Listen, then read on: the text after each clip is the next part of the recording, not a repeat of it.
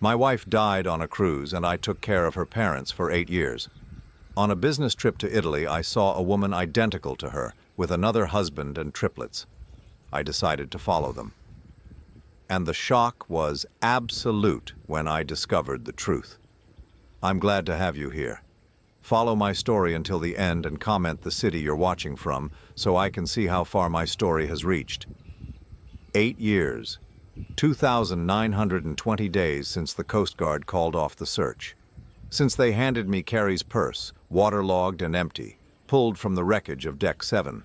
Since I became a widower at 55, inheriting not just grief but a promise I never thought I'd have to keep. The morning routine never changes. 6:30 sharp, I unlock the front door of the house that still smells like her perfume in unexpected corners. Eleanor sits in her wheelchair by the kitchen window staring at nothing, her fingers working the hem of a blanket that's been washed so many times it's lost all color. She's 78 now, though some days she thinks she's 25 and waiting for her daughter to come home from nursing school. "Carrie's coming today, isn't she?" Eleanor asks, her voice thin as tissue paper. "She promised to bring those cookies I like."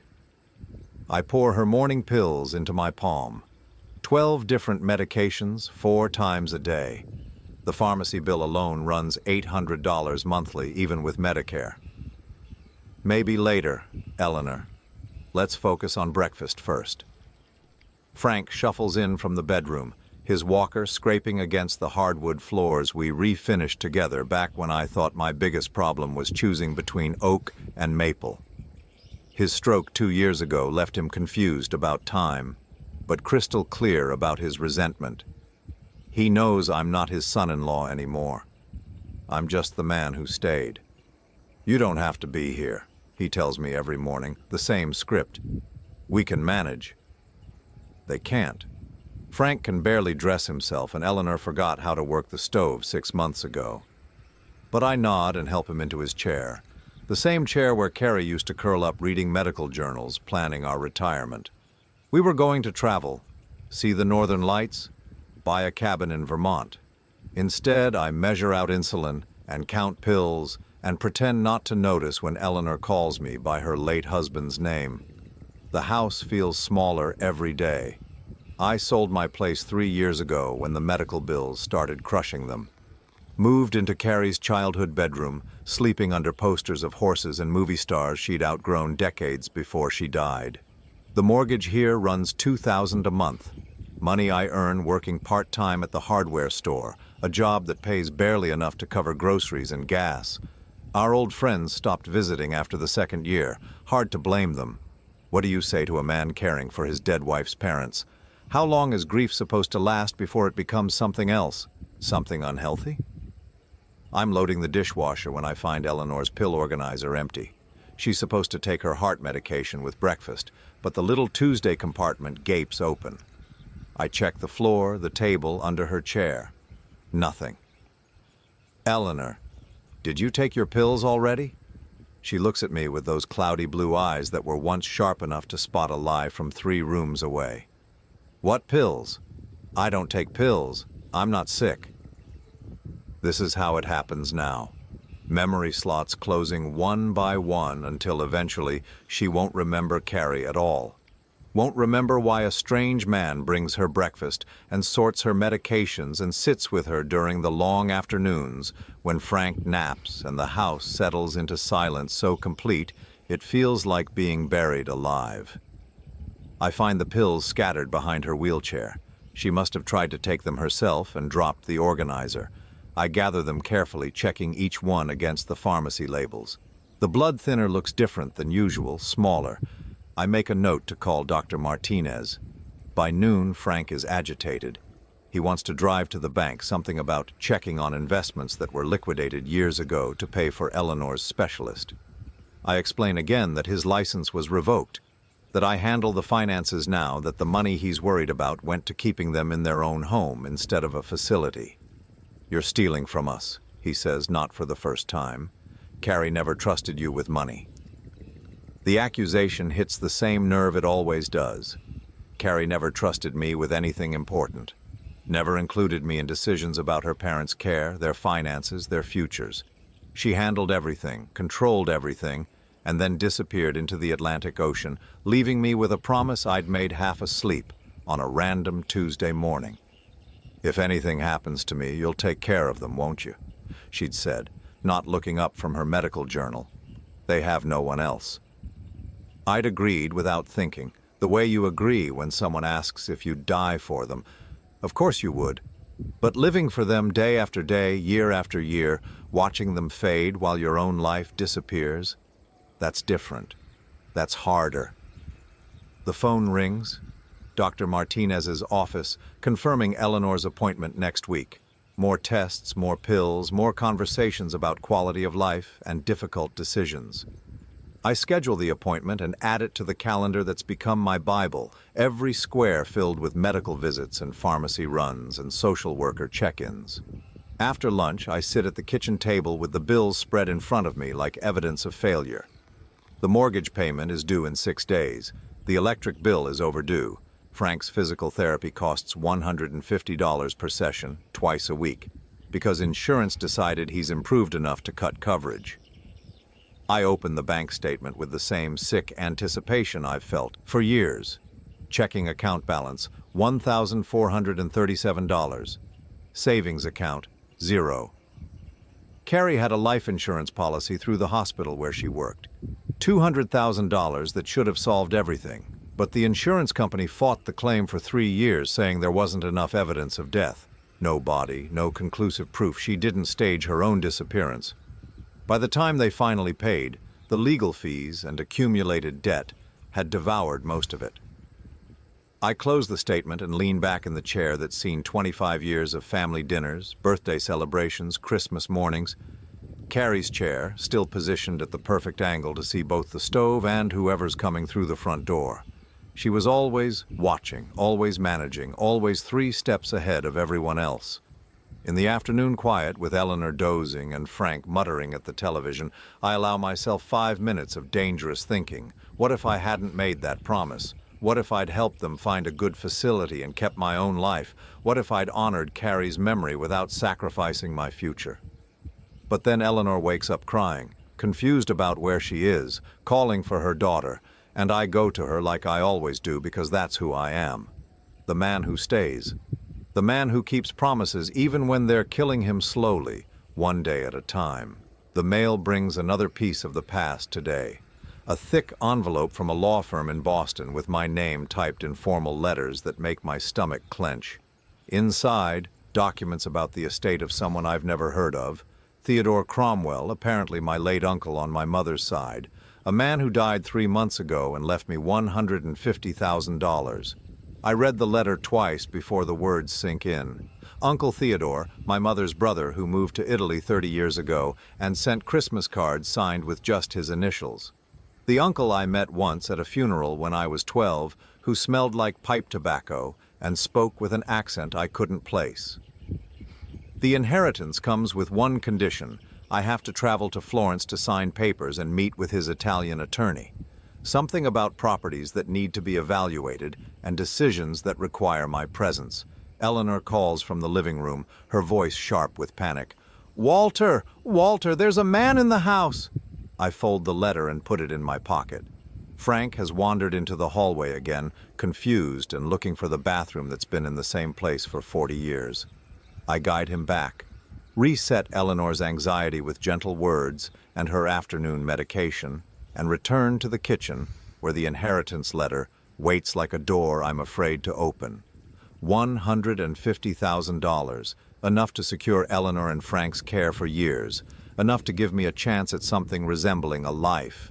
But Italy, a trip that would mean leaving them for at least a week. Trusting their care to strangers, breaking the routine that's held us all together for 8 years. I read the letter one more time, focusing on the deadline. I have 60 days to claim the inheritance, or it goes to charity.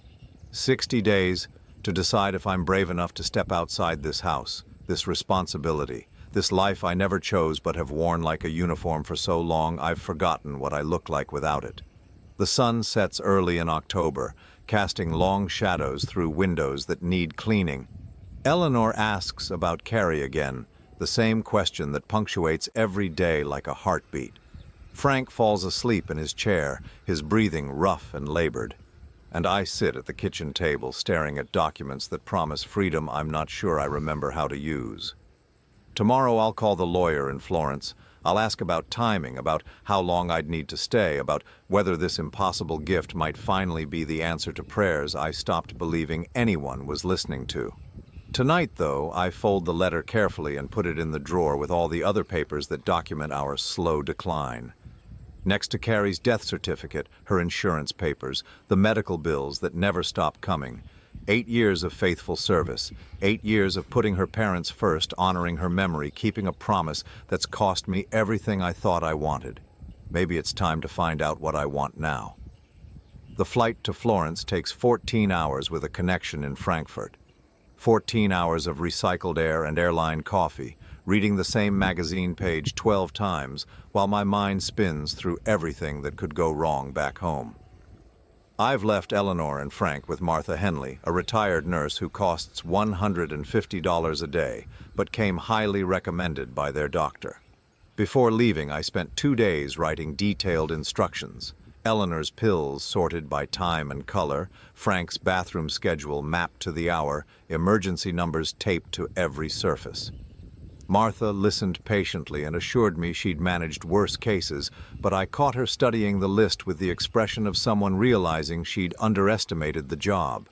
"They're not difficult," I'd explained, watching Frank try to put his shoes on the wrong feet for the 3rd time. Just, particular about routine. Now somewhere over the Atlantic at 30,000 feet, I wonder if this trip is the most selfish thing I've done in 8 years. The inheritance could wait, couldn't it? Uncle Theodore has been dead for 3 months already. What's another few weeks? But the lawyer's email had been clear. The Italian courts move slowly, and if I miss this window, the estate will be tied up for years. $150,000. Enough to secure Eleanor and Frank's future, to maybe buy myself a small apartment somewhere, to stop counting pills and measuring my life in medical appointments. I sleep fitfully and dream of Carrie. She's standing on the deck of a cruise ship, wearing the blue dress she loved, waving goodbye. In the dream, I'm trying to reach her, but the deck keeps getting longer, the distance between us stretching like taffy. She's saying something I can't hear over the sound of the ocean. I wake as we descend into Florence, the Tuscan countryside spread below like a postcard. Rolling hills dotted with cypress trees, red-tiled roofs catching the morning sun, vineyards arranged in precise geometric patterns. It's nothing like the gray October I left behind in Massachusetts. The Hotel Davanzati sits in the heart of the historic district, a converted Renaissance palace where every surface tells a story I don't know how to read. My room is small but elegant, with windows that open onto a narrow street where Vespas navigate between pedestrians like schools of fish. The sound is constant but somehow soothing. Voices calling in Italian, church bells marking the hours, the clip-clop of horses pulling tourist carriages. I shower off the airplane smell and change into the one good shirt I packed. The lawyer expects me at 10:30, which gives me an hour to walk through the city and remember what it feels like to move without purpose, to see things that aren't medical equipment or grocery lists. Florence assaults the senses in ways I'd forgotten cities could. The smell of fresh bread from bakeries that have occupied the same corners for centuries. Coffee so strong it makes my eyes water. Leather goods displayed in shop windows, their rich scent mixing with the exhaust from tour buses and the green smell of the Arno River. I follow the tourist maps toward the Duomo, joining streams of visitors who photograph everything and understand nothing, myself included. The cathedral's facade is intricate beyond comprehension, every inch carved with figures and patterns that seem to shift when I'm not looking directly at them. It's beautiful and overwhelming and completely foreign to my world of pill organizers and medical appointments. That's when I see her. She's standing near the fountain, maybe 50 yards away, laughing at something one of 3 small children has done. The sound carries over the crowd noise, clear and familiar as my own heartbeat. I know that laugh. I've been hearing it in my dreams for 8 years. My legs stop working. People flow around me like water around a stone, chattering in languages I don't recognize. But I can't move, can't breathe, can't process what I'm seeing. It's Carrie, not someone who looks like her, not a trick of light or wishful thinking or grief-induced hallucination. It's Carrie, my wife, standing in the Italian sunshine playing with 3 children who look exactly like her, while a tall man with graying temples watches with the expression of someone completely, utterly happy. She's wearing clothes I've never seen, expensive-looking things that fit her perfectly. Her hair is shorter, styled differently, but it catches the light the same way it did when she was 25, and we were planning a future that ended in the North Atlantic. She moves with the same quick grace, gestures with her hands when she talks, tilts her head when one of the children demands her attention. The man beside her, dark hair, athletic build, probably my age, puts his arm around her shoulders with casual ownership. She leans into him like it's natural, like she's been doing it for years. One of the children, a little girl with Carrie's nose and chin, tugs at her dress and points at the pigeons. Carrie bends down, scoops the child up, spins her around until they're both dizzy. I watch this scene from across the piazza, like I'm watching a movie of someone else's life. The man who looks like a husband, the children who look like his children, the woman who looks exactly like my dead wife, living a life I never knew existed. They start walking toward the cathedral, the little family group moving with easy coordination. The man carries one child on his shoulders while Carrie holds hands with the other 2. They're heading directly toward me, and I should move, should do something. But my brain has stopped sending signals to my body. As they get closer, I can see details that make my chest tighten. The small scar on Carrie's left hand from when she cut herself making dinner our 2nd year of marriage. The way she walks with her left foot turned slightly outward, the result of breaking her ankle in college. The birthmark on her neck, just below her right ear, shaped like a crescent moon. It's her. There's no doubt, no room for rationalization or denial. My wife, who died 8 years ago, is alive and walking through Florence with another man's children, wearing another man's ring on her finger. They pass within 10 feet of me. I catch a fragment of her voice as she tells one of the children to stay close, speaking in accented English that sounds almost native. She doesn't see me.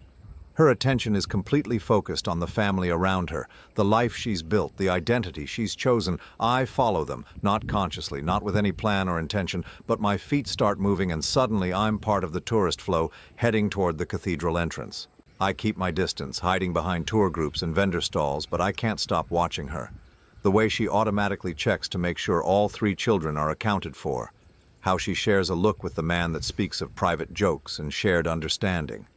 The comfortable intimacy of people who've known each other long enough to communicate without words. They don't enter the cathedral. Instead, they turn down a side street lined with gelato shops and souvenir stands. The man buys ice cream for everyone, and they sit at a small table outside a cafe while the children make sticky messes and demand napkins. Carrie wipes faces and mediates disputes and looks for all the world like a mother who's been doing this job for years. I position myself at a newspaper stand across the street, pretending to browse headlines in Italian while keeping them in my peripheral vision. My hands are shaking so badly I can't hold the pages steady. The man's phone rings.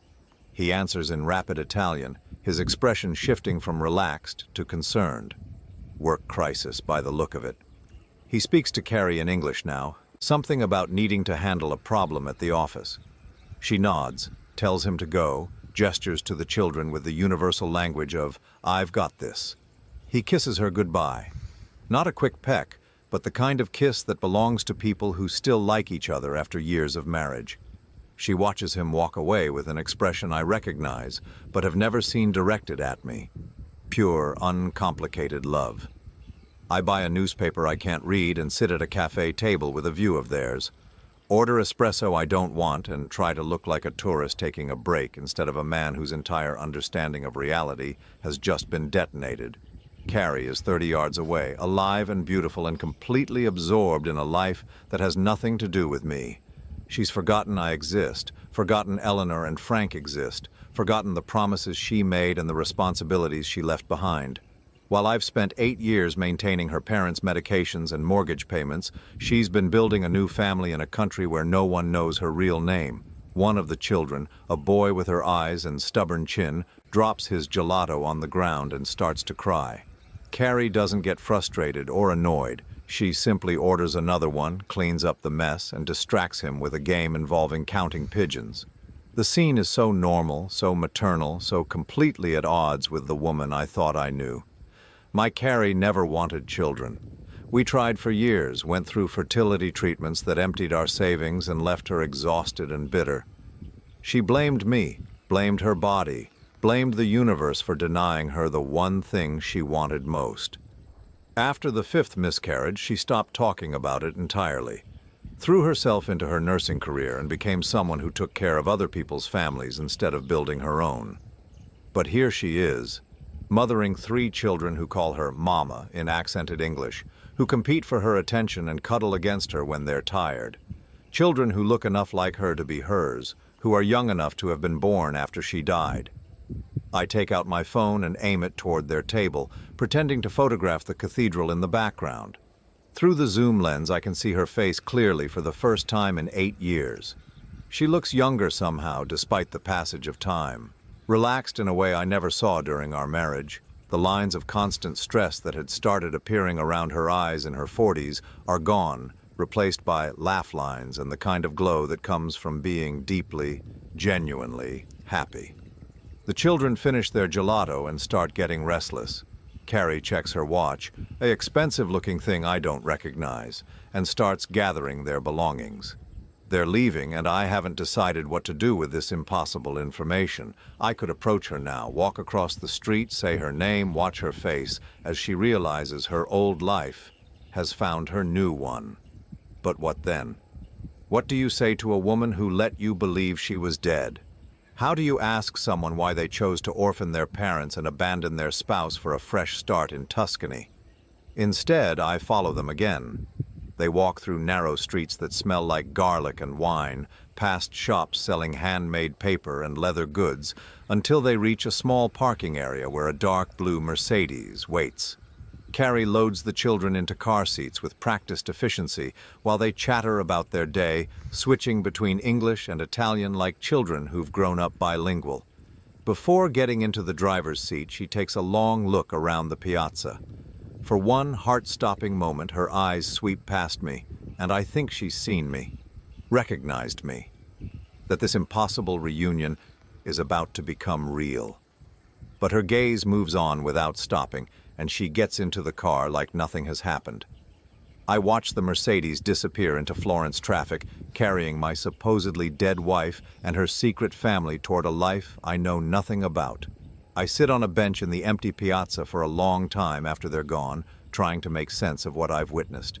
The woman I've grieved for 8 years isn't dead. She's living 10 minutes from where I'm supposed to sign inheritance papers, raising children who have never heard of Eleanor or Frank or the man who promised to take care of them forever. My phone buzzes with a text from Martha. Eleanor asking for you. Frank had small incident, but fine now. When coming home? I stare at the message, at the life waiting for me back in Massachusetts, and realize that everything I thought I knew about duty and loyalty and keeping promises has just been turned inside out. Carrie chose this life. Chose to let me believe she was dead rather than simply ask for a divorce. Chose to let her parents decline without their daughter's support rather than find a way to help them transition to professional care. She chose to let me sacrifice 8 years of my own life for a lie. I delete Martha's text without responding and walk back toward the hotel, my mind already working on what I need to do next. Find out where she lives. Learn about this new identity she's created. Understand the full scope of what she's built on the foundation of my grief. Tomorrow, I'll sign the inheritance papers and take possession of Uncle Theodore's money. But tonight, I'm going to figure out how to reclaim my wife from the dead. The law office of Benedetti and Associates sits in a converted Renaissance palazzo, all marble floors, and frescoed ceilings that make you whisper even when there's nothing secret to discuss. I sign the inheritance papers with hands that still shake from yesterday's revelation, barely listening as the elderly lawyer explains property details and tax obligations in careful English. Uncle Theodore left me more than money. There's a small apartment in the Oltrarno district, rented to an artist who pays €500 monthly. A wine shop near the Mercato Centrale that generates steady income, properties that tie me to Florence for reasons I'm only beginning to understand. Your uncle, he was very specific about the timing, Signor Benedetti says, adjusting his wire-rimmed glasses. He wanted you to come here personally to see what he built. Strange, no? A man you barely knew, leaving you a life in Italy. I nod and sign another document, my attention split between legal formalities and the impossible knowledge that my dead wife lives somewhere in this city. The lawyer hands me keys to properties I never asked for and an envelope thick with documents I'll need to study later. There is one more thing, he says, producing a smaller envelope marked with my name in Uncle Theodore's spidery handwriting. A personal letter. He insisted I give this to you after the legalities were complete. I pocket the letter without reading it. Right now, I need information about someone else entirely. Signor Benedetti, I'm looking for someone who might live here in Florence, an American woman married to an Italian man with young children. I have lost touch with an old friend. His expression grows cautious. Florence is not so large, but finding someone without more details. He shrugs apologetically. I describe the man I saw with Carrie. Tall, graying hair, expensive clothes, the kind of bearing that suggests professional success. The lawyer's face shifts slightly. This sounds perhaps like someone in business, yes? The American community here, it is small but well-connected. There is a private investigator I sometimes recommend for delicate family matters. Giulia Rossi, very professional, very discreet. He writes down a name and phone number on expensive letterhead. I thank him and leave with more questions than answers, walking through streets that felt magical yesterday and oppressive today. Giulia Rossi works from an office above a leather goods shop, reached by climbing 3 flights of narrow stairs that smell like coffee and cigarettes. She's younger than I expected, maybe 40, with sharp eyes and the kind of directness that comes from dealing with people's secrets professionally. American woman, 3 children, Italian husband, she repeats after I give her the basic information. You said she might be using a different name now. I hesitate, then decide on a version of the truth that won't make me sound insane. She was married before, to someone else. There was a difficult divorce. She may have changed her identity for privacy reasons.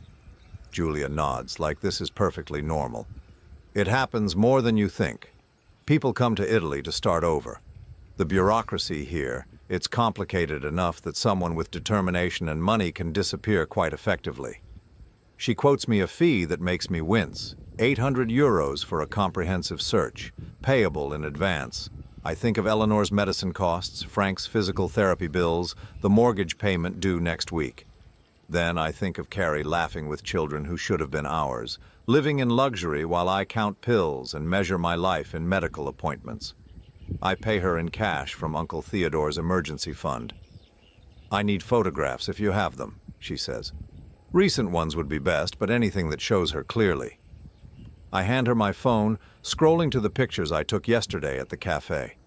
Giulia studies them with professional interest, zooming in on Carrie's face, noting details I hadn't consciously registered. Beautiful woman, expensive clothes, quality jewelry. This man with her, he has money. The car they left in, a Mercedes, you said? That narrows things considerably. She promises results within 48 hours and asks where I'm staying. I give her the hotel information and walk back through the city with the strange sensation of having set something irreversible in motion. That evening, I sit in my hotel room reading Uncle Theodore's letter. His handwriting is difficult to decipher, made worse by what appears to be Parkinson's disease, but the message is clear enough. Walter, I know we barely knew each other, but family is family. I've been watching your life from here, through Christmas cards and family gossip, and I see a man who's forgotten how to live for himself. Italy teaches you that life is meant to be tasted, not endured. This inheritance isn't charity. It's an opportunity. Take it. He goes on to describe the properties, the income they generate, the possibility of a different kind of future. But it's the last paragraph that stops me cold. I heard about Carrie's accident. Terrible thing losing someone so young, but Walter, sometimes the dead aren't as gone as we think. Sometimes they're just living different lives. I hope you find the peace you deserve, whatever form it takes. I read that paragraph 3 times, trying to decode what he might have known or suspected.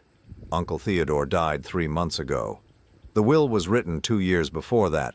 Did he somehow know Carrie was alive? Or is this just the rambling philosophy of an old man who'd seen enough of life to know its secrets? My phone buzzes with a text from Martha. Eleanor had good day. Frank asking when you come home. All fine, but they miss routine. I stare at the message for a long time before typing back. Few more days. Thank you for everything. The next morning brings rain. The kind of steady drizzle that turns Florence's ancient stones slippery and treacherous. I walks, anyway, needing movement to quiet the questions circling in my head like vultures. 8 years of grief, 8 years of sacrifice, 8 years of believing I was honoring her memory while she was building a new life 6,400 miles away. I find myself at the Ponte Vecchio watching tourists photograph the jewelry shops that line the medieval bridge. Couples pose for selfies, their faces bright with the kind of happiness that belongs to people whose biggest worry is choosing the right filter for their vacation photos. A family passes by, mother, father, 2 young children arguing over gelato flavors. The mother has dark hair like Carrie's, and for one heart-stopping moment I think it might be her. Think I've stumbled across them again by accident. But when she turns, it's a stranger's face, kind but unfamiliar. How many times over the years have I seen her in crowds, in grocery stores, in the peripheral vision that tricks grieving minds into false hope? How many women have I followed for half a block before realizing they were someone else entirely, leaving me hollow with disappointment? Except yesterday wasn't false hope or wishful thinking. Yesterday was real. Julia calls that afternoon with the efficiency of someone who takes pride in delivering results quickly. I found them, she says without preamble. Maria Elena Rossi, that's the name she's using now, married to Lorenzo Benedetti, a successful architect. They live in a villa in the hills above Fiesole, quite exclusive. The children are triplets born 6 years ago, according to public records. My legs give out and I sit heavily on the hotel room's narrow bed. Triplets. Born 6 years ago, 2 years after Carrie supposedly drowned. Children she conceived and carried and delivered while I was learning to manage Eleanor's medications and Frank's physical therapy schedule. The marriage license was filed 7 years ago, Julia continues, but there are some irregularities in her documentation. The birth certificate showing her as Maria Elena Rossi appears to be authentic, but it was issued only 8 years ago, replacing documents that were supposedly lost in a fire. Very convenient. What about before that? Her life in America? Nothing official. If Maria Elena Rossi existed before 8 years ago, she left no paper trail. It's as if she materialized fully formed with a new identity and a romantic history with Lorenzo Benedetti. 8 years ago, the exact timeline of Carrie's death. The woman who drowned in the North Atlantic was reborn in Tuscany with a new name, a new husband, and a fertility she'd never had with me. There's something else, Julia says. I've been asking discreet questions in their neighborhood. The story is that Maria Elena was a nurse who met Lorenzo when he was recovering from a skiing accident. She saved his life. They fell in love. Classic romance. But the details are vague and no one seems to know where exactly this happened. Skiing accident. I remember Carrie's nursing skills, how capable she was in medical emergencies, how she'd always known exactly what to do when someone was hurt or sick. She'd have been the perfect person to care for an injured, wealthy man in a foreign country. Do you want me to continue digging? Julia asks. I can find out more about Lorenzo's business, their financial situation, where exactly they met. Yes, I say, my voice stronger than I feel. Everything you can find. After she hangs up, I sit in the growing darkness of my hotel room, processing what I've learned. Carrie didn't just survive that cruise ship accident, she planned it. Created a new identity, established a new history, found a new husband, and had the children she'd always claimed she couldn't have. while I spent 8 years thinking I was honoring her memory. I call Martha to check on Eleanor and Frank. Everything is fine, she reports, but Eleanor is becoming more confused about where I am. She keeps asking when Carrie is coming home. She had a moment of clarity yesterday, Martha explains. Asked me directly if Carrie was really dead or just gone. I didn't know what to say. Eleanor, with her failing mind and fading memory, has stumbled closer to the truth than any of us realized. That night, I lie awake listening to Florence's nocturnal sounds, moped engines echoing off narrow walls, voices calling in Italian from apartments whose windows stay open to catch any breeze, church bells marking hours that feel endless. Tomorrow, Julia will have more information. Tomorrow, I'll know more about the life Carrie built on the ashes of mine. But tonight, I'm still just a man whose dead wife turned out to be living a better life without him. The rain stops sometime before dawn, leaving the air clean and sharp with the promise of sunlight. I order coffee from room service and sit by the window watching Florence wake up. Shopkeepers rolling up metal shutters, delivery trucks navigating streets designed for horses and carriages, early tourists consulting maps and guidebooks. Somewhere in those hills beyond the city, Carrie is probably making breakfast for children who call her Mama, getting them ready for school or daycare, living the domestic life she claimed to want but never achieved with me.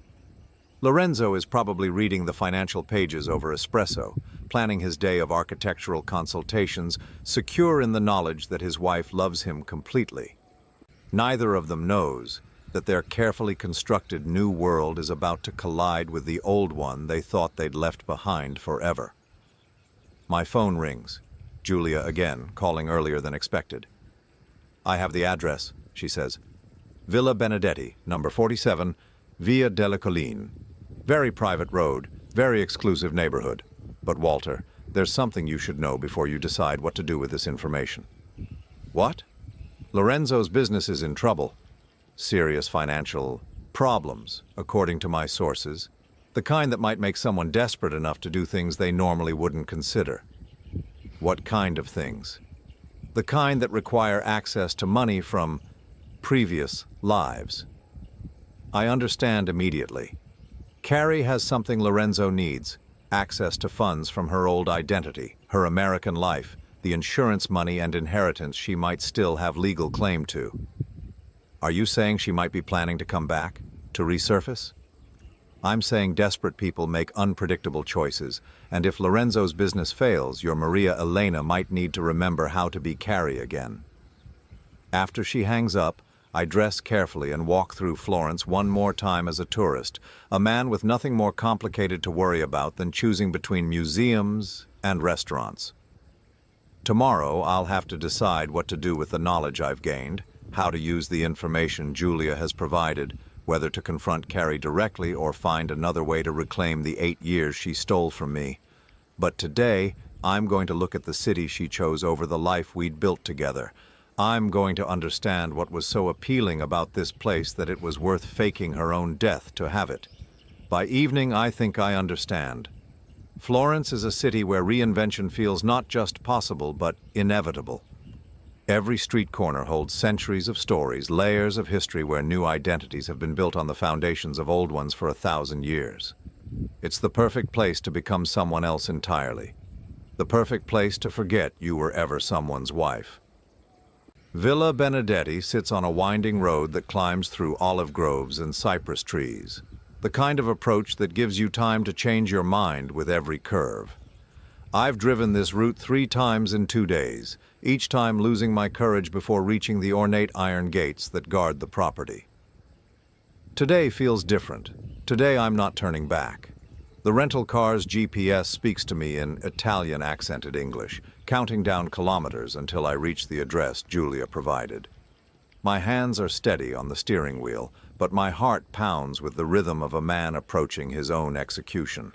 Through the gaps in the trees, I catch glimpses of the villa, honey-colored stone, red tile roof, the kind of architectural harmony that speaks of centuries of careful maintenance and considerable wealth. This is what Carrie chose over mortgage payments and pill organizers. This is what was worth letting me believe she was dead. I park across from the gates and sit in the car for 20 minutes, watching. At 10:15, the gates swing open automatically and the dark blue Mercedes emerges, Carrie behind the wheel. She's alone this time, no children in the back seat, no husband in the passenger seat. Just my supposedly dead wife, driving down a Tuscan hillside on a Tuesday morning in October. I follow at a distance, keeping 2 cars between us as we descend into Fiesole proper. She parks near the market square and walks toward a small cafe, moving with the confidence of someone who knows exactly where she belongs. I park illegally and hurry after her, my mouth dry as sand. She orders at the counter in fluent Italian, laughing at something the barista says, completely at ease in this life she's built. When she sits at a small table outside, I force my legs to carry me forward. "Hello, Carrie." She freezes with her espresso cup halfway to her lips. For one infinite moment, she's trapped between her old identity and new one, unable to pretend she doesn't know me, unable to maintain the fiction that Maria Elena Rossi has never heard the name Carrie spoken with an American accent. Then she sets the cup down carefully and looks at me with eyes I remember from 1,000 mornings, 1,000 conversations, 1,000 promises about growing old together. "You're supposed to be dead," she says quietly. "Funny, I was thinking the same thing about you." Her face cycles through expressions: shock, fear, calculation, resignation. She gestures to the chair across from her like we're old friends meeting for coffee instead of a man confronting his supposedly deceased wife. "How did you find me?" I sit down, noting details I couldn't see from across the piazza that first day. The wedding ring on her left hand, different from the one I gave her. The expensive watch, the subtle makeup, the confidence that comes from years of successful deception. Does it matter? I'm here. You're here. We both know what that means. She glances around the cafe, checking to see who might be listening, who might witness whatever comes next. The survival instinct of someone who's been living a lie for 8 years. "Walter, you don't understand." "I understand plenty. I understand that while I've been taking care of your parents, you've been playing house with someone else. I understand that you let me believe you were dead rather than simply asking for a divorce. I understand that you had children with him after telling me for 15 years that you couldn't get pregnant." The last accusation hits like a physical blow. She flinches, her carefully maintained composure cracking just enough to let me see the woman I used to know hiding underneath. "The children aren't mine," she says quietly. I stare at her. "What?" "They're Lorenzo's. From his previous marriage. Their mother died in a car accident when they were babies." She meets my eyes, daring me to call her a liar. "I adopted them legally. They call me Mama because I'm the only mother they remember." The simple explanation shifts everything I thought I knew about this new life of hers. Not the fertility miracle I'd imagined, not the fresh start with babies who proved she could have what she'd always wanted. Just a widowed man who needed someone to help raise his children, and a woman desperate enough to fake her own death for the chance. "That doesn't change anything else," I say, though my voice has lost some of its edge. "You're still alive. You still let me believe you were dead."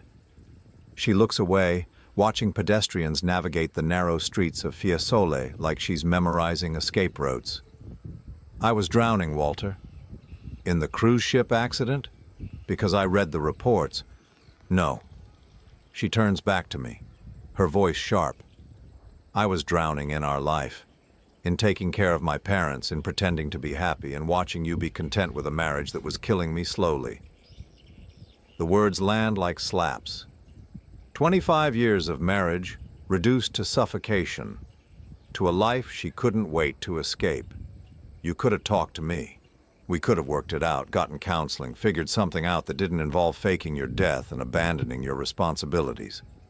She laughs, but there's no humor in it. "When, Walter?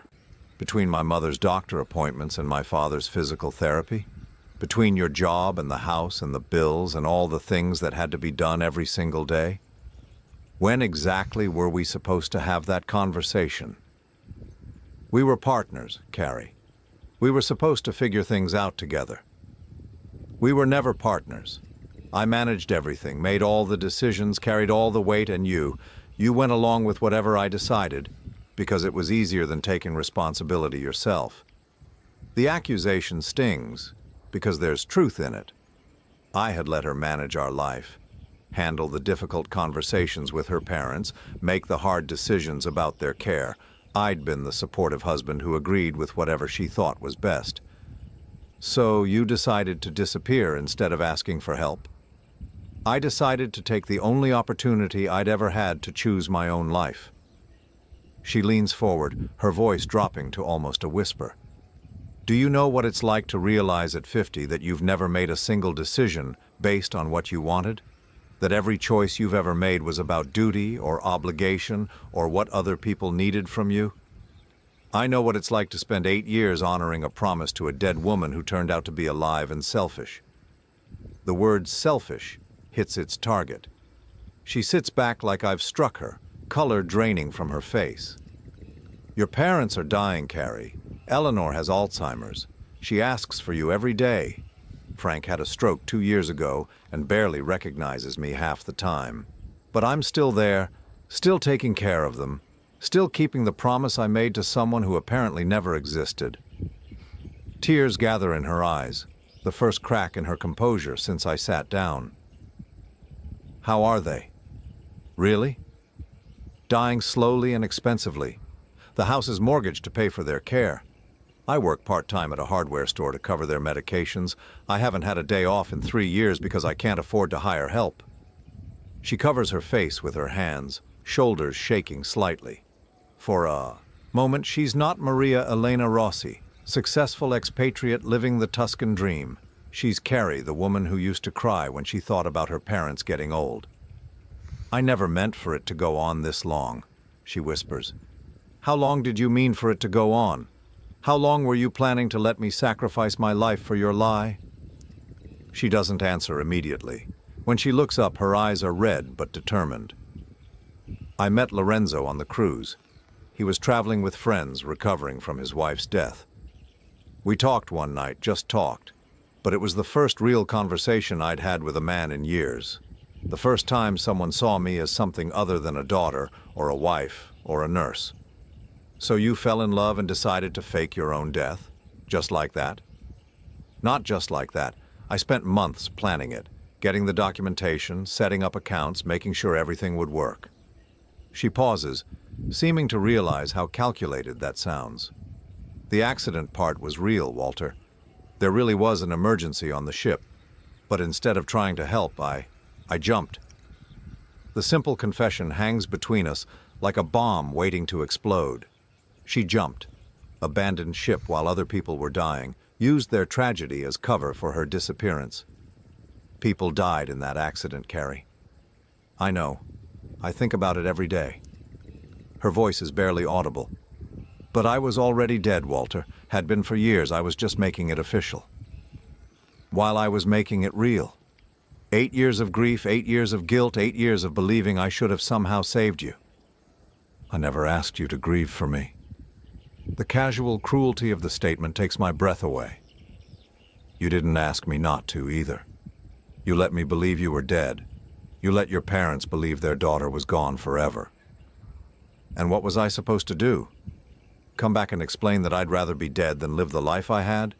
Destroy Lorenzo's happiness and the children's stability just so you could feel better about your choices? My choices? I lean forward, anger finally overriding shock. What choices did I have? You disappeared and left me with all the responsibilities. You made the choice to leave, and I had to live with the consequences. You could have put them in a facility. You could have moved on, found someone new, built a different life. On what money? With what time? And how exactly was I supposed to move on from my wife's death when I was still taking care of her parents every single day? She has no answer for that. For the first time since I sat down, she looks genuinely ashamed. Lorenzo doesn't know, she says quietly. About you, about my parents, about any of it.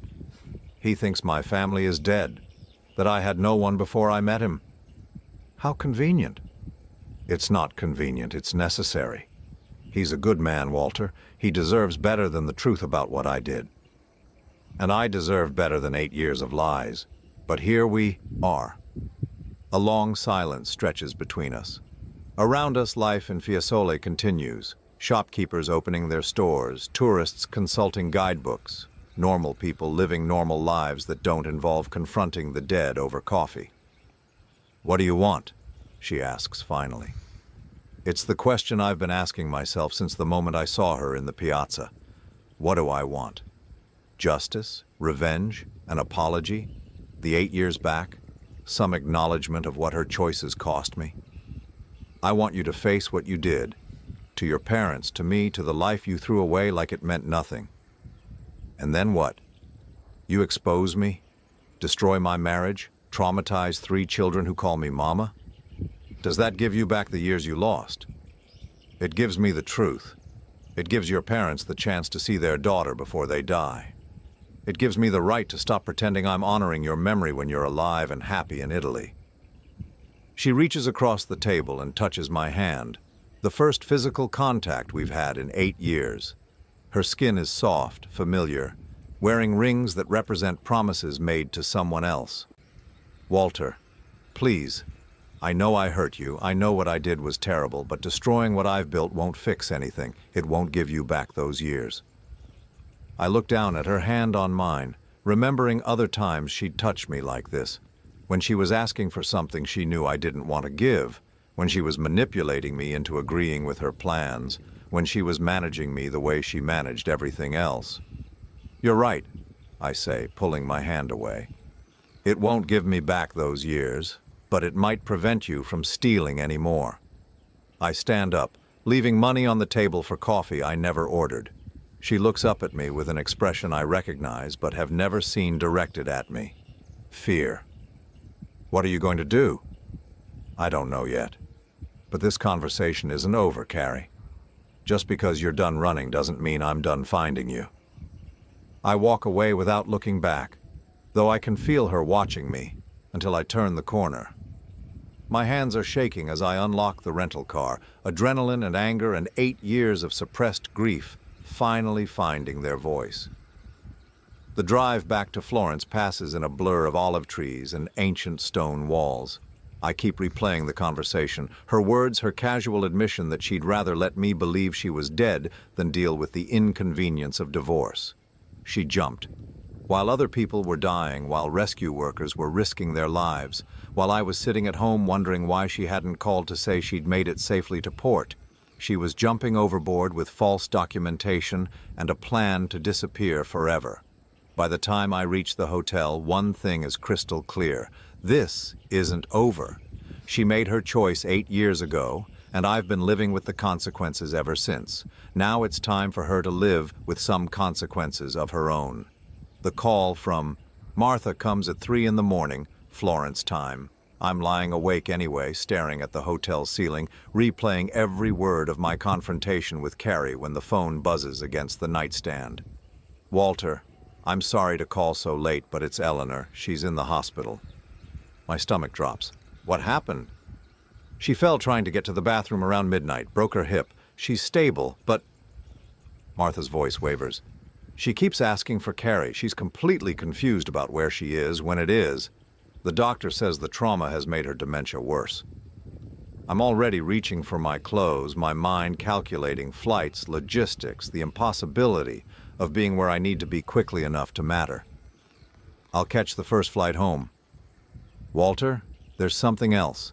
Frank's not handling this well. He's convinced something terrible has happened to you too. He tried to call the police to report you missing." Of course he did. Frank's stroke-addled brain can't process the concept of international travel or time zones. In his reality, I left without explanation, and now Eleanor is in the hospital, and his entire support system has collapsed. "I'm coming home," I tell Martha, "today." After I hang up, I sit on the edge of the hotel bed, holding my head in my hands. Eleanor is 81 years old with a broken hip and advancing dementia. Frank is 83 and can barely manage his own medications, let alone a medical crisis. They need me. But they're not the only ones who need something from me. I call Julia Rossi, despite the early hour. "I need everything you can find about Carrie's financial arrangements," I tell her. bank accounts, property ownership, anything that connects her old identity to her new one. That will take time and access to records that aren't exactly public. I'm flying back to the United States today. My wife's mother is in the hospital, and I need to know what I'm dealing with before I decide what to do next. There's a pause. Your wife? But I thought, my wife, who died 8 years ago, but turned out to be living in Florence under an assumed name. Yes, that wife. Julia is quiet for a moment, processing this information like the professional she is. I'll have something for you within 24 hours. Where should I send it? I give her my email address and hang up, then start packing with the mechanical efficiency of a man whose life has just shifted back into crisis management mode. The inheritance papers go into my carry-on bag, along with Uncle Theodore's letter and the keys to properties I may never see again. The flight home is a blur of airports and delays and recycled air that tastes like regret. I land in Boston 12 hours later to gray October skies and the smell of impending winter. Martha meets me at the hospital, her face drawn with exhaustion. She's sedated right now, she explains as we walk through corridors that smell like disinfectant and despair. The surgery went well, but she's very confused. She thinks it's 1985 and she's waiting for Carrie to graduate nursing school. Eleanor looks impossibly small in the hospital bed, her hips stabilized with pins and screws that will never fully heal at her age. Frank sits beside her, holding her hand and talking softly about things that happened 40 years ago. Walter, he says when he sees me, relief flooding his face. Where have you been? Eleanor's been asking for you. I don't correct his confusion about who Eleanor was asking for. Let him believe she wanted me instead of the daughter who abandoned them both. I'm here now, I tell him. Everything's going to be okay. But nothing is okay, and we all know it. Eleanor's break marks the beginning of the end, the moment when independent living becomes impossible and difficult decisions can no longer be postponed. She'll need round-the-clock care now, supervision, assistance with everything from eating to bathing. That night I sit in their kitchen surrounded by pill organizers and medical bills, calculating costs I can't afford. A nursing facility that can handle Eleanor's needs runs $8,000 monthly. Frank could probably manage at home with part-time care for another few months, but not alone, not with Eleanor in a facility and me working full-time to pay for it. My laptop chimes with an email from Julia. The subject line reads, "What you asked for and what you didn't." Her research is thorough and devastating. Carrie didn't just disappear. She systematically transferred money from joint accounts into offshore holdings weeks before the cruise. Small amounts, never enough to trigger alerts, but totaling nearly $80,000 by the time she died. The life insurance payout I eventually received? Carrie had increased the policy 6 months before the cruise, doubling the coverage and adding provisions that would pay out even in cases where the body was never recovered. But it's the final document that makes my blood run cold. A power of attorney signed by Eleanor 3 years ago when her dementia was still mild, giving Carrie authority over her parents' financial and medical decisions. A document that was never revoked because everyone believed Carrie was dead. Technically, legally, Carrie still has the right to make decisions about her parents' care. I called Julia immediately, despite the 6-hour time difference. How is this possible? How can a dead person have power of attorney? Italian records show Maria Elena Rossi as alive and well, Julia explains. American records show Carrie Holloway as dead but never legally declared incompetent. The power of attorney remains valid until formally revoked or challenged. What does that mean practically? It means if your wife surfaces and claims her parents, she has legal standing to do so. It means she could move them to Italy, put them in facilities there, control their inheritance. The inheritance, Eleanor and Frank's modest savings, the equity in their house, the small life insurance policies they've maintained, maybe $200,000 total, but enough to solve Lorenzo's business problems if Carrie can access it legally. There's more, Julia continues. Lorenzo's architectural firm is in serious trouble. They owe contractors, suppliers, banks. The villa is mortgaged to the ceiling. If he can't find money soon, they'll lose everything. Suddenly, Carrie's presence in Florence makes perfect sense. She's not there permanently. She's positioning herself for a rescue operation, waiting for the right moment to resurface and claim her parents' assets before they die and the inheritance goes to probate. I hang up and stare at the documents spread across the kitchen table. 8 years of sacrifice, of honoring promises, of putting their needs before my own, and she's been planning to swoop in at the end and claim credit for everything. The next morning brings news that forces my hand. Eleanor's doctor wants to discuss care transitions and end-of-life planning. Frank's blood pressure is dangerously elevated, stress-related according to his cardiologist. They both need decisions made, arrangements put in place, family members who can take responsibility for what comes next. Family members like the daughter who supposedly died 8 years ago but has never been legally declared dead. I drive to the lawyer's office with a plan forming in my mind. Not revenge exactly, but justice. Carrie made her choice to disappear, to build a new life on the foundation of our destroyed one. Now she can live with the consequences. The lawyer, a woman named Patricia Chen, who specializes in elder care, listens to my story with the poker face of someone who's heard everything. "You want to have your wife declared legally dead," she summarizes, "even though you now know she's alive. I want to protect her parents from someone who abandoned them 8 years ago and might return to exploit them in their most vulnerable moments. That's not exactly how the legal system works, Mr. Holloway. You can't declare someone dead if you have proof they're alive." Then what can I do? Patricia studies the documents I've brought, the power of attorney that gives Carrie control, the medical reports that show Eleanor and Frank's declining capacity. You can petition for guardianship yourself. Argue that the person who holds power of attorney has been absent for 8 years, hasn't participated in their care, and therefore has effectively abandoned her responsibilities. Would that work? It might. But if she surfaces and challenges it, claims she was incapacitated or unavailable due to circumstances beyond her control, it could get complicated.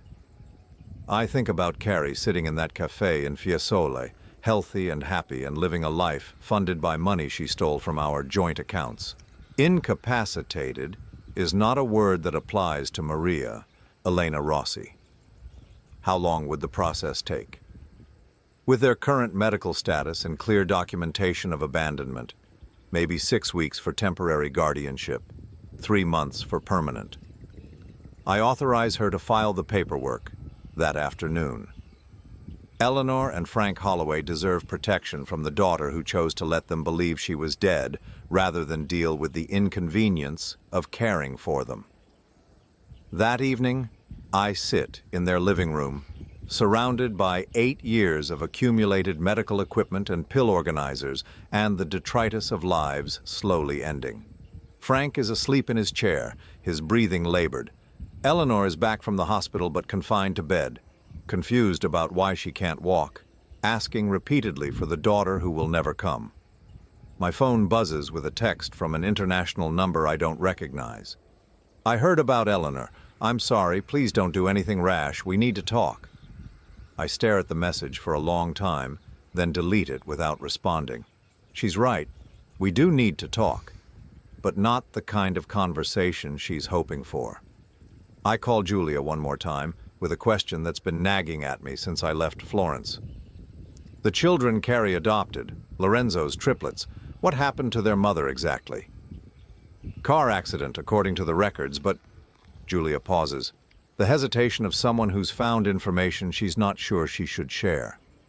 "What?" "The accident was 6 weeks after Carrie arrived in Italy.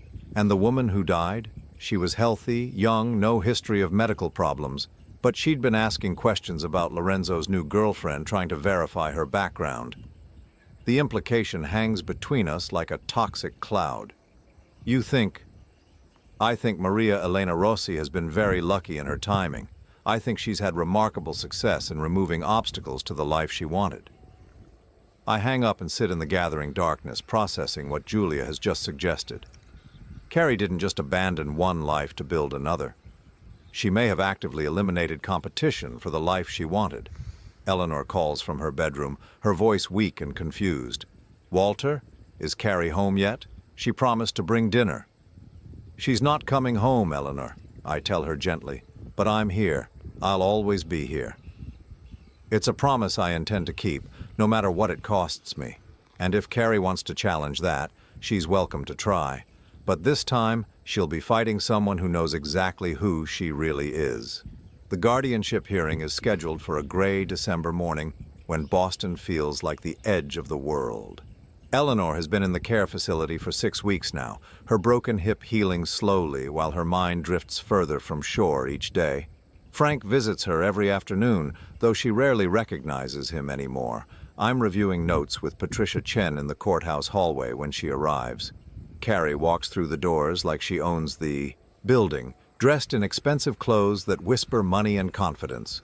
Her hair is perfectly styled, her makeup flawless, and she moves with the assurance of someone who spent 8 years perfecting the art of reinvention. Behind her walks a man I recognize from photographs, Lorenzo Benedetti, tall and distinguished and completely unaware that the woman he married is someone other than who she claims to be. He holds her arm protectively, scanning the courthouse like he's expecting an ambush. "Mrs. Holloway," Patricia murmurs, "I take it that's your supposedly dead wife." "That's her." Carrie sees me, and her step falters for just a moment before she recovers her composure. She says something to Lorenzo in rapid Italian, and he nods, taking a seat on a bench while she approaches us. "Walter." She extends her hand like we're business associates meeting to discuss a contract. "Thank you for taking care of them while I was away." The audacity of the gesture, the casual rewriting of 8 years of abandonment into a temporary absence, makes my jaw clench. I don't shake her hand. "Carrie. Or should I call you Maria Elena?" Her smile doesn't waver, but something sharp flickers in her eyes. "Carrie is fine. I've come to resume my responsibilities as my parents' caregiver." After 8 years of being dead?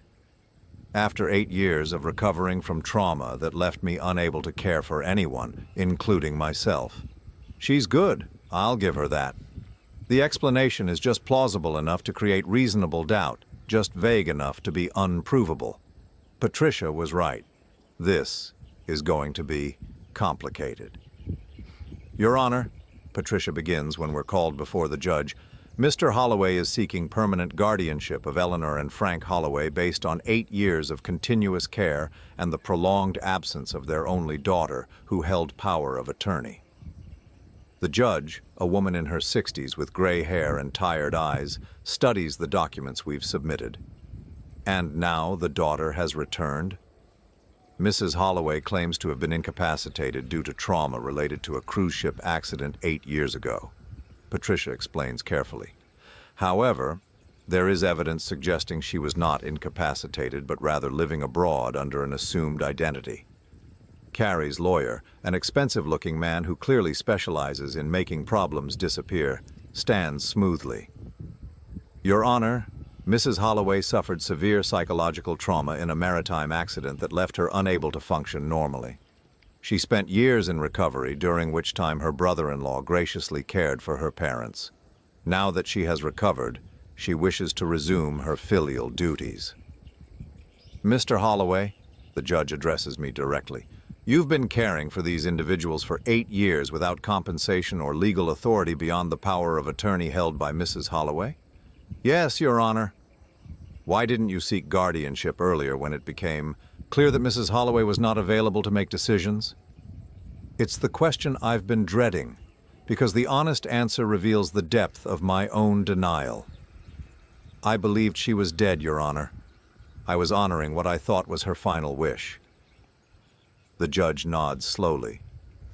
"And Mrs. Holloway, you've been absent from your parents' care for 8 years, during which time they've both experienced significant health declines and mounting medical expenses. Can you explain this absence?" Carrie stands, her posture perfect, her voice steady.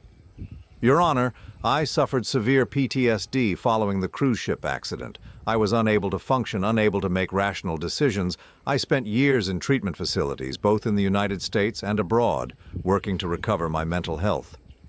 "Do you have documentation of this treatment?" "Some records were lost when I moved between facilities, but I can provide what's available." "Of course she can." Carrie always was meticulous about covering her tracks. "Your Honor," I interrupt, "may I present additional evidence?" The judge nods, and I hand Patricia a folder that contains Julia's research. Bank transfer records showing systematic movement of money before the cruise, evidence of the false identity creation, documentation of her marriage to Lorenzo Benedetti 7 years ago. Patricia summarizes the findings while Carrie's face grows paler with each revelation. These documents suggest that Mrs. Holloway's absence was not due to incapacitation, but rather a deliberate decision to abandon her responsibilities and create a new life abroad. Carrie's lawyer objects, demanding authentication of foreign documents, challenging the chain of custody, raising procedural questions designed to muddy the waters, but the evidence is overwhelming and everyone in the room knows it. "Mrs. Holloway," the judge says finally, "do you wish to respond to these allegations?" For the first time since she walked into the courthouse, Carrie looks genuinely uncertain. She glances back at Lorenzo, who's staring at her with growing confusion and concern. "Your Honor, the trauma affected my judgment. I made decisions I'm not proud of, but I'm ready to take responsibility now. After 8 years of letting your brother-in-law bear the financial and emotional burden of your parents' care, after allowing him to believe you were dead, I never asked him to grieve for me." The words land in the silent courtroom like a slap. The judge's expression hardens. "Mrs. Holloway, you held legal authority over these individuals' care and abandoned that responsibility for 8 years while living abroad under an assumed identity. During that time, Mr. Holloway has provided continuous care at significant personal and financial cost." "Your Honor," Carrie's lawyer tries to interject, but the judge continues. "Furthermore, the evidence suggests that your reappearance coincides with your parents' declining health and the prospect of inheritance decisions. This court finds your motivations suspect." I watch Carrie's carefully constructed facade begin to crumble. Behind her, Lorenzo stands abruptly and walks toward the exit, his face a mask of betrayal and disgust. "Lorenzo, wait," Carrie calls, but he doesn't stop. The judge grants me permanent guardianship 15 minutes later, along with authority to make all medical and financial decisions for Eleanor and Frank. Carrie's power of attorney is formally revoked, and she's ordered to pay restitution for the money transferred from joint accounts before her disappearance. As people file out of the courtroom, Carrie approaches me one last time. "You've destroyed everything," she says quietly. "My marriage, my family, my life." "I didn't destroy anything, Carrie. I just stopped letting you destroy mine." She studies my face for a moment, perhaps looking for some trace of the man who used to agree with everything she decided, who used to let her manage his life along with everyone else's. "What happens now?" she asks. "Now you go back to Italy and explain to 3 children why Mama has to go away. You explain to your husband why you lied about who you were. You live with the consequences of your choices for the first time in 8 years. And you?" I think about Eleanor, who asked for her daughter until the day she stopped asking for anything. About Frank, who still believes Carrie is coming home someday. About the inheritance that will pay for their care and maybe, eventually, allow me to build something resembling a life of my own. I keep the promises I made. I take care of the people who needed taking care of. I do what you should have done." She nods slowly, then turns and walks away without looking back. Through the courthouse windows, I watch her cross the street toward a taxi where Lorenzo waits with his bags already loaded. Even from this distance, I can see the defeat in his posture, the way he doesn't look at her when she gets in the car. 6 months later, I get a letter from Julia Rossi. Lorenzo divorced Carrie 3 weeks after returning to Italy. The children are living with his sister while he rebuilds his business and his life. Carrie has disappeared again, though whether she's assumed another identity or simply left Italy isn't clear. The letter includes one final piece of information. The life insurance company that fought Carrie's death claim for 3 years has filed charges for insurance fraud. Interpol has issued a warrant for Maria Elena Rossi in connection with financial crimes in multiple countries. It seems Carrie's talent for reinvention finally caught up with her. I'm sitting in the garden of the assisted living facility where Eleanor and Frank now live, reading Julia's letter when Frank shuffles over and sits beside me. He's having one of his good days when the past and present align just enough for conversation. "She's really not coming back, is she?" he asks quietly. I fold the letter and put it in my pocket. "No, Frank, she's not coming back." He nods, unsurprised. I think I always knew. Carrie was never good at staying when things got difficult. We sit in comfortable silence, watching Eleanor in her wheelchair by the fountain. She doesn't recognize either of us anymore, but she seems peaceful, her face turned toward the afternoon sun like a flower following light. "You stayed, though," Frank says. I stayed. "Thank you for that." It's the first time he's thanked me for anything in 8 years. The words settle in my chest like a weight lifting rather than landing. That evening, I drive to Uncle Theodore's apartment in the North End, the property I inherited and never thought I'd use. It's small but comfortable, with windows that face east toward the harbor. I've been thinking about moving here, starting fresh in a space that isn't filled with medical equipment and memories. The apartment comes furnished with Uncle Theodore's books and photographs, evidence of a life well lived. On the kitchen table, I find a letter he left for me, different from the one the lawyer gave me in Florence.